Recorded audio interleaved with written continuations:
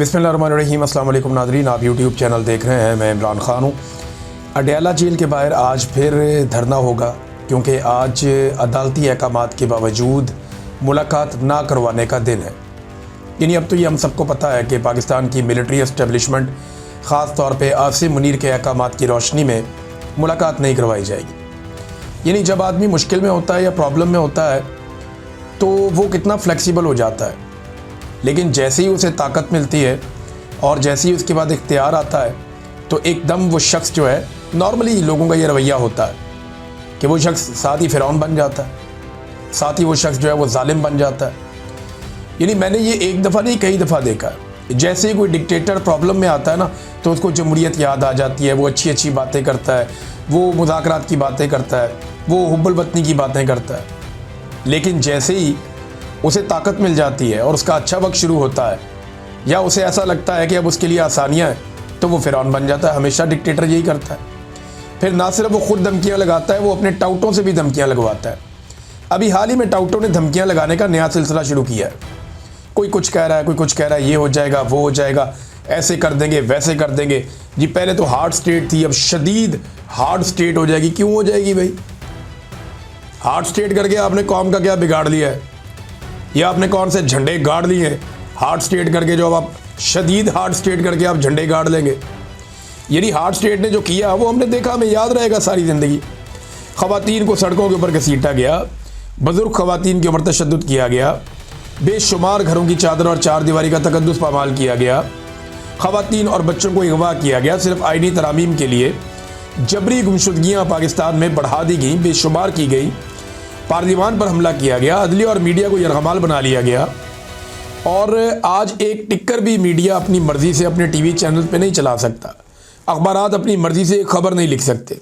बार बार इंसानों का कत्लेआम किया गया, साबिक वज़ीर आज़म को और उनकी अहलिया को क़ैद तन्हाई में डाल दिया गया, सैकड़ों मुकदमात उन पर बना दिए गए, बहुत सारे शहरियों को गिरफ़्तार करने के बाद नंगा किया गया और नंगा करके उन पर तशद्दुद किया गया, लोगों को करंट लगाए गए। जजेस बेचारे इस मुल्क में इंसाफ मांगते फिर रहे हैं। और कितना हार्ड करना है आपने स्टेट को? यानी इसके बाद तो आप चक मारें लोगों को, बस पकड़ के जो जहां से जा रहा हो उसको चक मार लें कि जनाब स्टेट बहुत हार्ड हो चुकी है, अब ये स्टेट सारों को जनाब चक मारेंगे। चक मारो फिर दुकानों, या अपना मुंह जो है उससे ईंट तोड़ के दिखाओ। और कितनी स्टेट को हार्ड करना है आपने? क्या लोगों को जिंदा दरगोर करना है? वो भी करके देख ले। पाकिस्तानी अब डरेंगे नहीं, ना पाकिस्तानी डरने वाले हैं। ये आज इमरान खान साहब की बहनें दोबारा जाएंगी अडयाला जेल के बाहर क्योंकि आज मुलाकात ना करवाने का दिन है। नॉर्मली ये मुलाकात का दिन होता है अदालती अहकामात के बावजूद, और जजों को भी ना, उन्हें जजों को शर्म आ रही है, ना जजों को गैरत आ रही है, ना जजों को गुस्सा आ रहा है, ना जजों को आइन और कानून याद आ रहा है। और तीन जज जो है फैसला दे रहे हैं, लिख कर दे रहे हैं कि जाओ जाके मुलाकात करो। वो जेलर वो मुलाकात ही नहीं करवाता। वैसे जेलर की तो कोई औकात नहीं है, ये तो वैसे ही इंजीनियर साहब ने जेलर की गेम उठा दी है। औकात तो उस फौजी की है जिसको ऊपर से अहकामात मिलते हैं और वो नहीं मिलने देता। फौजी कर्नल इमरान खान साहब बताते हैं ना कि वो मुलाकात नहीं करने दे रहा। तो अडयाला जेल के बाहर आज फिर धरना होगा, और ये सिर्फ वहाँ पे नहीं होगा। हलीमा खान ने 10,000 लोगों को बुलवाया। उन्होंने कहा जी 10,000 लोग हमारे साथ आए, उन्होंने आवाज़ दी है।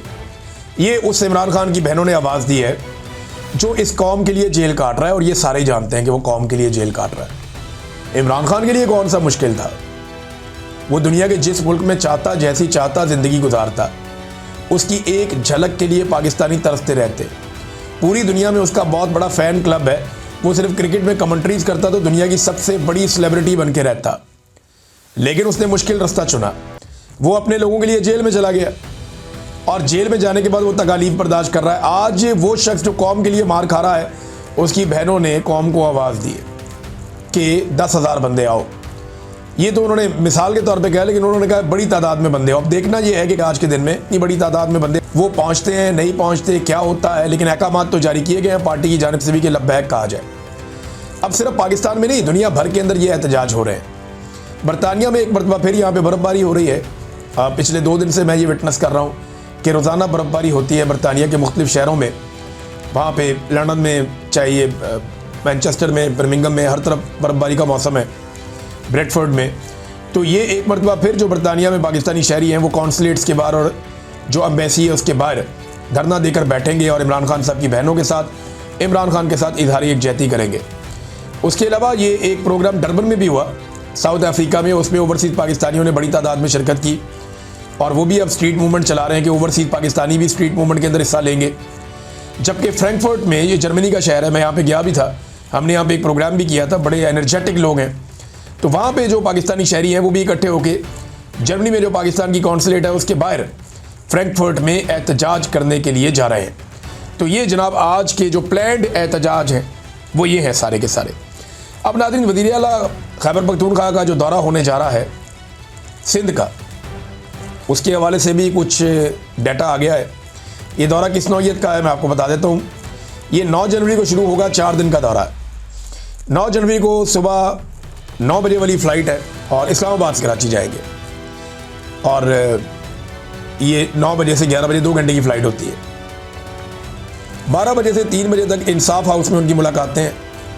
3:15 बजे जो है वो, उसके बाद FPCCI से मुलाकात, फिर 4:30 बजे मीट दी प्रेस, कराची प्रेस क्लब जाएंगे। प्रेस के जितने भी सहाफ़ी हैं उनसे वो मुलाकातें करेंगे। उम्मीद करता हूँ कि जो लाहौर में अजीबोगरीब किस्म के लोगों को सहाफ़ियों के भेस में भेज कर बदतमीज़ी करवाई गई, कराची के जो जर्नलिस्ट हैं वो बड़े सीनियर, बड़े अच्छे जर्नलिस्ट हैं, वो इस बात का ख्याल रखेंगे। दूसरा, 5:45 बजे एक और इवेंट है ज़िला साउथ स्ट्रीट मूवमेंट का। फिर 7:30 बजे ज़िला कोरंगी में जाएंगे, वहाँ पे स्ट्रीट मूवमेंट है। फिर कैदियों से मुलाकात करेंगे रात को और फिर ज़िला मलीर के अंदर स्ट्रीट मूवमेंट है। अगले दिन ये काफ़िला हैदराबाद की तरफ जाएगा और कराची से हैदराबाद तक के लिए एक रैली निकलेगी सुबह 9:30 बजे और इसमें मुख्तलिफ लोग इस्तकबाल करेंगे।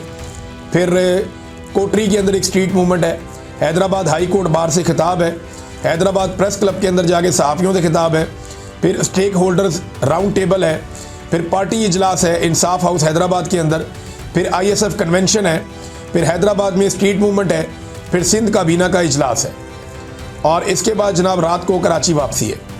फिर एतवार को कराची में 11 जनवरी को जो प्रोग्राम है सुबह 11 बजे डिस्ट्रिक्ट सेंट्रल की इनकी एक नशिस्त है तमाम अहदेदारों के साथ। फिर ज़िला कैमाड़ी में स्ट्रीट मूवमेंट, ज़िला वेस्ट में स्ट्रीट मूवमेंट, मज़ार कायद पे हाज़िरी और वहाँ पे आवाम से खिताब है। यहाँ पे उम्मीद की जा रही है बड़ी तादाद में लोग आएंगे। 4:30 बजे का वक्त रखा गया है शाम का। 6:30 बजे जो है वो इजलास है दोबारा से और फिर यूथ विंग स्ट्रीट मोबिलाइजेशन है। फिर ज़िला ईस्ट मीडिया इंट्रैक्शन है, एक और भी मीडिया के साथ इंट्रैक्शन है इनकी। तो ये जनाब एक और दिन है और फिर जो आखिरी दिन है 12 जनवरी का, Sindh high court bar association से खिताब करेंगे और उसके बाद वापस आएंगे। ये बड़ा तगड़ा प्रोग्राम है। इतनी सियासत तो जरदारी ने और बिलावल ने, ये दोनों बाप बेटे ने पिछले कई सालों में नहीं की जितनी सियासत एक दिन के अंदर सिंध में ये सुहेल अफरीदी करने जा रहे हैं। देखिए, जब लोग आपके साथ होते हैं फिर आपके पास बड़ा मार्जिन होता है, फिर आप खुल के पॉलिटिक्स करते हैं। लोग आपके साथ ना हो फिर आपने क्या पॉलिटिक्स करनी है, फिर आपने पॉलिश करनी है। पॉलिटिक्स तो बस बराए नाम ही होती है। नादरीन, ये एक और ख़बर है और पाकिस्तान तहरीक इंसाफ के लोग इस पर एहतजाज कर रहे हैं। अब तक इतना ही। अपना ख्याल रखिएगा, अपने चैनल का भी। अल्लाह हाफ़िज़।